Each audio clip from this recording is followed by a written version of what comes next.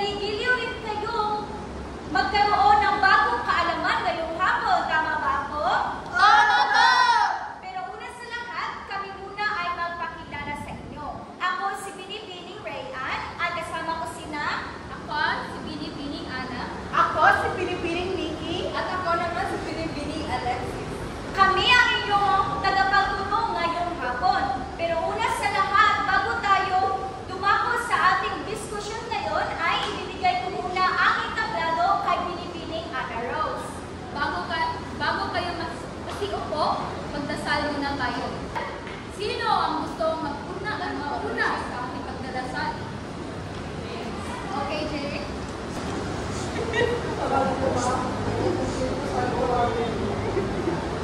Ama namin, Masalangit ka, sabayin ng ngalan mo, magpapagkaya mo. sundin ang loob mo dito sa lupa para lang sa langit. Bigyan mo kami ng makain sa araw-araw at iadya mo kami sa mga Sama amin. at bigyan mo Espiritu Santo, amen. At dahil tapos na tayo sa ating pagdadasal, mukhang matamlay ang aking mga estudyante. Upang ikaw ay matamlay, tayo ay nagpapasimula ng ating mga pagkuhan. Isa, dalawa, tatlo. Sige, ikembot! Sige, ikembot! Ikembot mo all the time! Sige, ikembot! Sige, ikembot! Ikembot mo all the time! Magali, maaari na kayo umupo at pagpilitis ang iyong mga lamesa at sa baba ng iyong lamesa. Salamat. At ngayon naman ay magtatala ko tayo kung sino-sino ang lumibad sa klase ngayon. Sino ba? Wala po, teacher! Salamat. Magali. At ngayon naman ay dadako na tayo sa ating alikunin sa silitaran. Una, makinig na mabuti sa guro at sa tutunong klase naman nagsasalita. Dalawa, maupo na maayos. Tatlo, itaas ang kanyang kung gusto sumagot. Ikaapat, tumahog sa mga gawain at talakayin sa klase.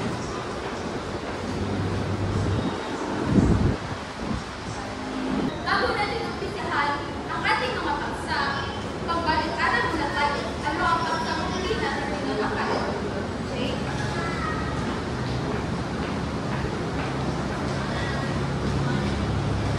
Ano ang paksang huli nating tinatapakain? Ang huli po natin tinalakay ay ang pagbabagong pananaw ng pamamahala. Kagali. Ano nga uli ang pagbabagong pananaw ng pamahalaan?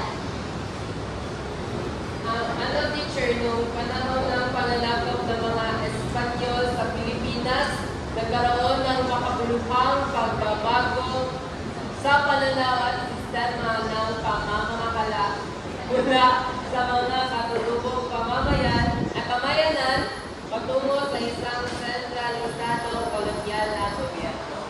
Magaling mga bata, ngayon maaari na natin simulan ang ating bagong kalakayan. Pero bago yun, ay meron muna tayong gagawin na aktibidad. Handa na ba kayong makilaro? Opo!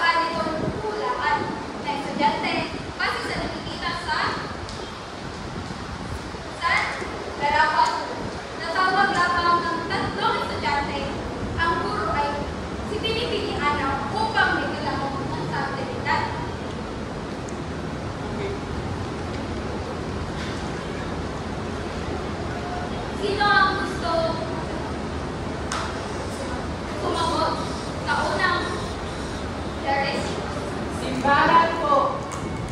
Sis? Kristiyanismo. Kristiyanismo po, teacher. Magaling. Ano ito ulit? Kristiyanismo.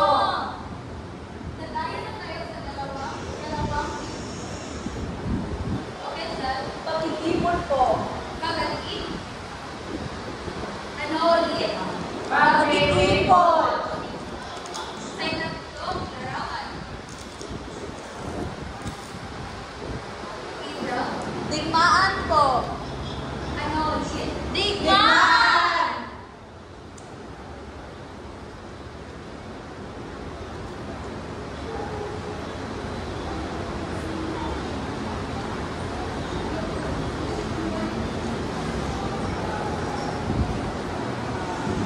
Ngayon ay tapos na tayo sa ating aktibidad. At ngayon naman ay si Pinipiling Gayaan ang magpapatuloy sa ating talakayan. Magandang hapon ulit, mga bata. Magandang hapon po. Ngayon ay tapos na tayo sa ating aktibidad na isang larawan, isang sagot. Tayo ay magpapatuloy sa isang katanungan. So, ano ito? Meron akong tatlong katanungan para sa aktibidad na ating ginawa kanina. Wait lang.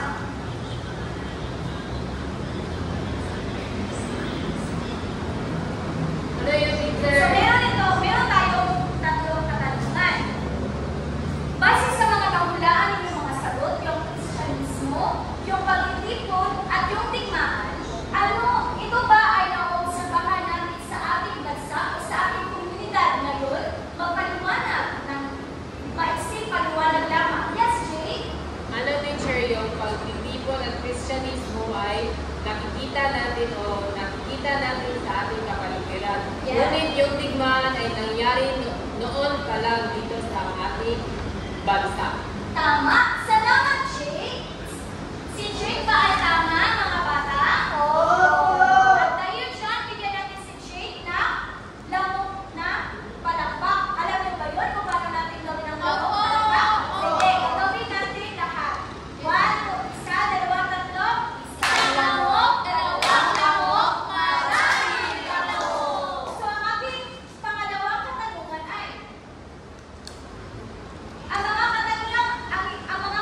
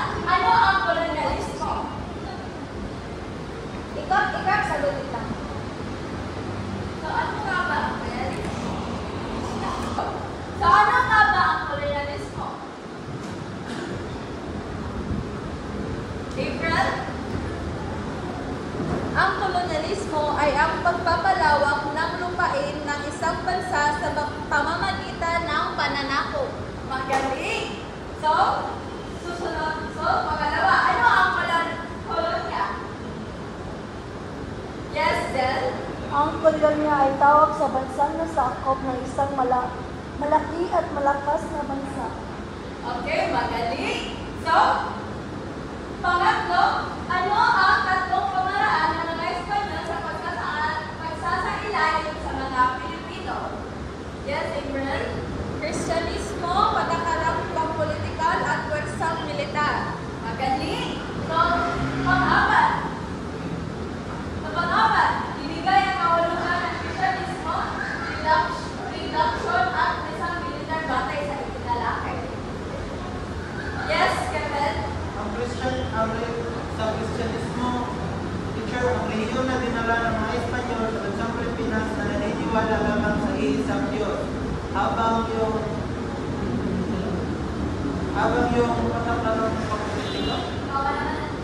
patakaran ng pampolitika ay nahati sa dalawa, reduction, na ibig sabihin sa militar pagpapatira sa mga katatubo mula sa orihinal nilang tirahan tungo sa bayan na tinatawag sa pueblo at patronato real.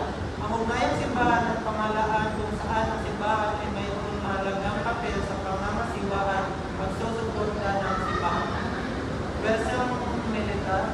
Sa bersang militar naman, ito ay sinasagisa ng paggamit ng lakas sa sandata. Magaling! So, bigyan mo ang iyong sarili ng isang bagsak. Okay. So, tapos na tayo sa ating paglalakad. So, dadako naman tayo sa paglalakad. So, magsasagawa kayo na isang aktibidad na tinatawag na 3 Pillars of Spanish Colonization Aerobic. Kung saan kayo ay gagawa ng isang tula na naglalarawan kung paano matagumpay na nasakop ng Espanyol ang Pilipinas sa mga tinakaraan nito. So, hatiin ko kayo ng tatlong grupo. So, ito ang unang pangkat, dalawang pangkat, at pangatlong pangkat. So, sa unang pangkat, ang inyong itutula is ang Kristyanismo. Sa dalawang pangkat naman, ang inyong itutula ang reduction. At sa panghuling pangkat, ang itutula naman nito ay ang pwersang military. So,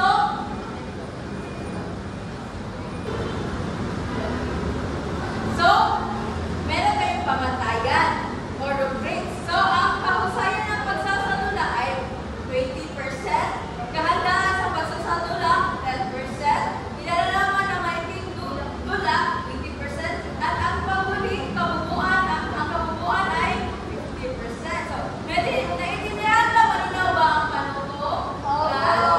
Ngayon, papagkatin ko na kayo sa tatlong grupo. Kung wala na tanong sa ating pangatang gawain, maaari na kayong mag-umpisa. Bibigyan ko kayo ng 5 minuto.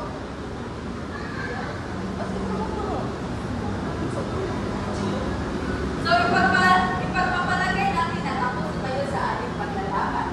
So, dadako naman tayo sa takdang aralin. Ay, talakayan. Pero ako misasend sa inyong thesis sa inyong pagkatalakayan. So,